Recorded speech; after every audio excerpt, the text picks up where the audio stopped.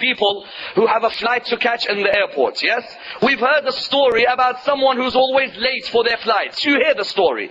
Here you have ilm al-yaqeen. You have certainty that there is a person who can be late for his flight. Then one day you're standing at Detroit, Wayne County, and you see someone right in front of you. You see that person running towards his flight. Now you've moved from ilm of the incident to ayn. Now you've seen it in your own eyes. But then one day you've got a flight to catch at 9 o'clock in the evening, and it's 8:30 and you still haven't checked in. You find that you yourself are now within the certainty. Not only have you heard about it, not only did you see it, but now you've burnt within the whole of the concept of certainty. That's why Amir al-Mu'mineen, he would always tell Imam Hassan, "Uhyi qalbaka bil-maw'idha." Enliven your heart with what? With lessons. وَأَمِتْهُ بِالزَّهَادَةِ.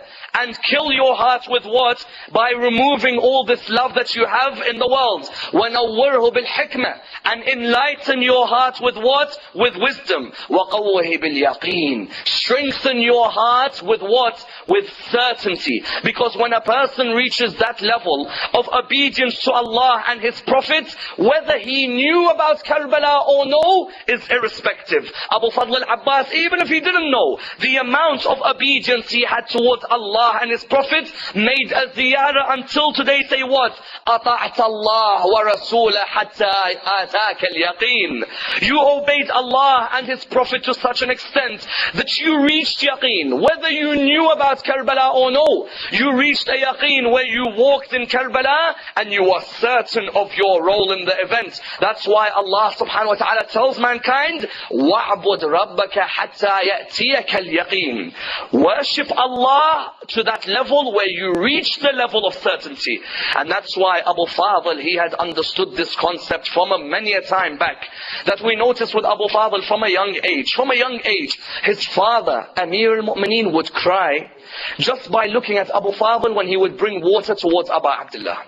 Because even at a young age, he holds the water on his shoulders on one occasion, and he sees the water falling from one way, and water falling from the other. And what happens is, he begins to cry. And he looks at Abu Fadl al-Abbas, and he looks at him, and he says, I wonder about the day when the water will be moving one way and the other. Recognizing his position, that in the battle of Siffin, Amir al-Mu'mineen, he shows you why Abu Fadl is the moon of Bani Hashim. Because he tells him, he says to him, in those days what used to happen was, when a soldier would come out to war, he would wear a mask. He would wear a mask when you came out to war. So what happened was, Abu Fadl would come out, he was on his horse, he comes out and he wears a mask. In those days you were asked, announce yourself. So say who you are. Amir al-Mu'mineen told Abu Fadl al-Abbas, he said to him, when you go out, you wait for my command before announcing your name. He was only a young man. And he went out. The army came out, they said, name yourself. He turned around to his father. Look at the obedience. أَطَعْتَ اللَّهَ وَرَسُولَهُ حَتَّى آتَاكَ الْيَقِينَ. It's not an easy level. It's full obedience. Unconditional obedience. That whether I know I will die in Karbala or no is irrespective. My whole life is service to Al Muhammad. What will come, will come. If it is two hands that are moved, it will come. So he turns around to his father. He says, oh my father, shall I answer them? He says, you don't answer them. Second time, name yourself. He turns round and he says, shall I answer? And don't answer. Third time, name yourself. His father says, go ahead and tell them who you are. He looked at them and he removes his mask and he says, Ana Qamar Bani Hashim, Abu Fadl al-Abbas. I am the moon of Bani Hashim. Abu Fadl al-Abbas, they say to him, but there are already two moons in the army of Muhammad. And he replies, they are the sons of Muhammad and I am the son of Ali. It is always the role of the son of Ali to protect the sons of Muhammad. And then he says, I am the hands of Ali and they are the eyes. It is always the role of the hands to protect the eyes. Look at that level that he is called Qamar. For what reason? Because the moon reflects the light of the sun that has come as a leader.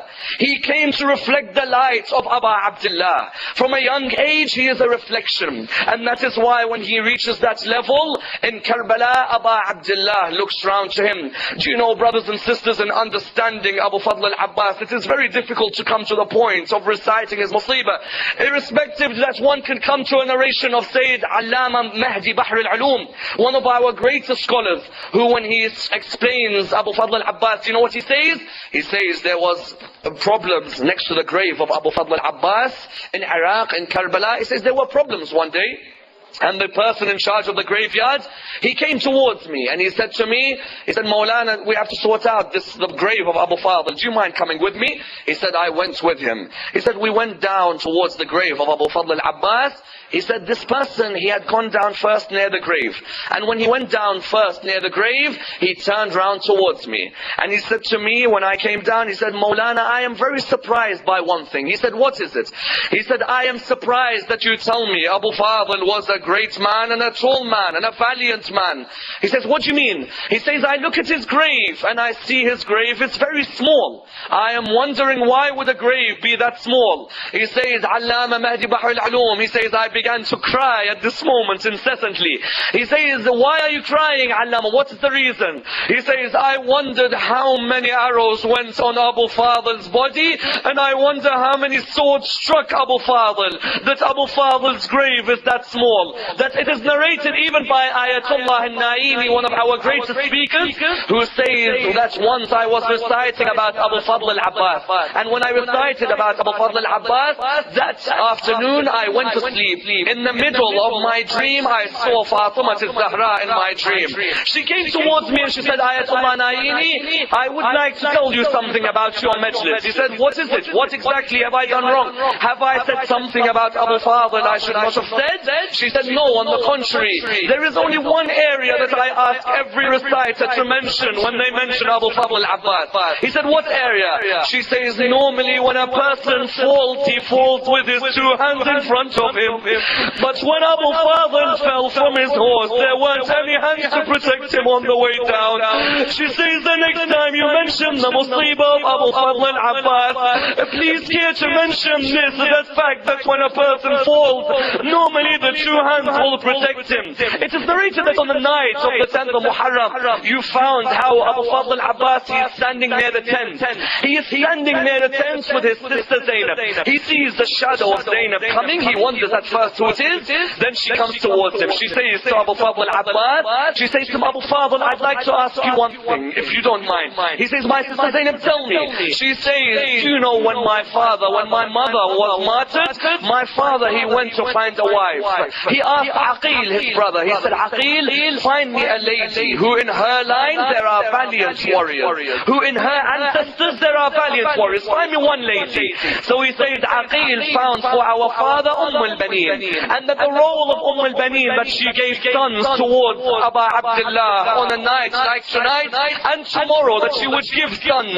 She says, Abu Fadl al-Abbas, you were born to give your life away for Abu Abdullah. He looks at her and he says, Zainab, do you think that this will charge me? It has been my honor to serve Abu Abdullah. I am waiting to give my life towards Abu Abdullah. The next day, when all the companions have died, Abu Fadl al-Abbas, he comes towards Abu Abdullah. He comes towards Abu Abdullah. He says, Ya Abu Abdullah, please let me go out and fight. Let me, just give me the opportunity to fight. My companions have been killed. My cousins have been killed. Allow me to go out and fight. Allow me to be there. Abu Abdullah says to him, but Abu Fadl, you are holding on to the standard of Al-Muhammad. Please stay. He says, Abu Abdullah, wallah, the tears of Sukaina and her cries continue to affect me. He says, all I am hearing Sukaina shout is Al-Atash, Al-Atash. Allow me just to go out towards war. He says, okay. He says, Abu Fadl, just go and get some water. Get some water at least for them. So Abu Abdullah allows Abu Fadl to go and get some water. Before Abu Fadl leaves, it is narrated, he goes in the tent. He sees all the children there crying of their thirst. He sees that what they've done, they've got the water. They've got the couches for water and put them. They put the pouches on their stomach just to try and alleviate alleviate some of the thirst. It is narrated that he leaves the tent. He tells Sukaina, I will return with some water from the Euphrates. He goes towards the Euphrates. It is narrated that there are six groups of people who come towards Abu Fadl al-Abbas. 6 different groups. They come towards him. From one angle they strike him, but he remains firm. He manages to go through all of them until he reaches the Euphrates. Brothers, if you want to understand the meaning of a human being and the meaning of Al-Muhammad, now you're going to see it, because his feet are within touching distance of the Euphrates. He's now within the Euphrates and he feels the water on the ground, on the river. At this moment, he picks up some of the water.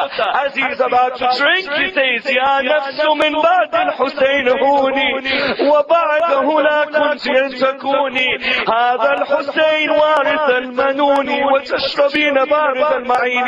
He says at this moment, he says, oh self, hold on, control yourself. Control. This is Aba Abdullah, who is drinking the syrup of death, while I am here trying to drink the water of the Euphrates.